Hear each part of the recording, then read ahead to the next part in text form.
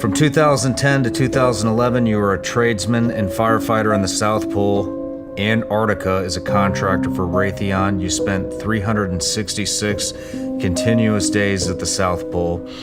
You were experimented on as a child and trained to be a remote viewer. Correct. Through a program called Stargate Project. Submarine service in the Navy. Plumber for the wealthy elite on Long Island prior to Raytheon, and experience with UFOs. Yes. You're a whistleblower for the benefit of humanity. Why are you blowing the whistle now? I am blowing the whistle because I'm obliged to. I don't know anybody that's walked a similar path to me in life, so it's necessary information that gets out there. I wish that I could be relieved of the task, but until I can find someone that can properly handle this information, I have to be on point for it.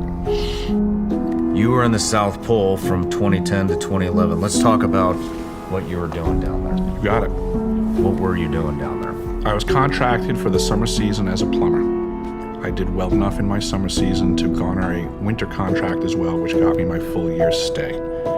I was also tasked with being a firefighter. I was a lead on the firefighting team, and because of that dual role capacity, I physically held a key that opened every single door in the facility. I had complete access to every compartment they manufactured. What are you blowing the whistle on?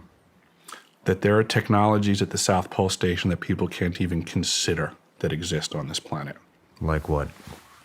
Directed energy weapon systems is something that people need to get in their vocabulary fast. The ice cube neutrino detector is not simply a passive listening device as presented for the science that they're claiming it to do. It also has the capacity to transmit. There are embedded in the ice what are called digital optical modules, DOMs. They're about the size of a basketball.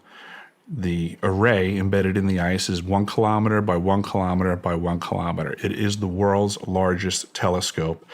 And now, because we have proven that it can transmit, it's the world's largest directed energy weapons system. It is responsible for the earthquakes in Christchurch, New Zealand in 2011 on the front end of the year. How do you know for a fact that that was responsible for that?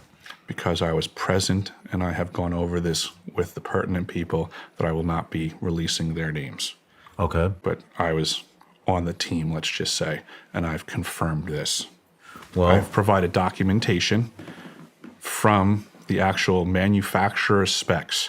So this unit was constructed, operated, and maintained by the University of Wisconsin, and just like every other device on the planet, whether you're driving an M1 Abrams tank or operating the ice cube neutrino detector, there's operator's manuals that tell you how things work. Right there in that information, free for everybody to find. I found it myself. I was directed to find it, I'll put it that way, and release this information. And it states very clearly that each one of these DOMs can transmit at 2,047 volts each. So these are currently the facts of life.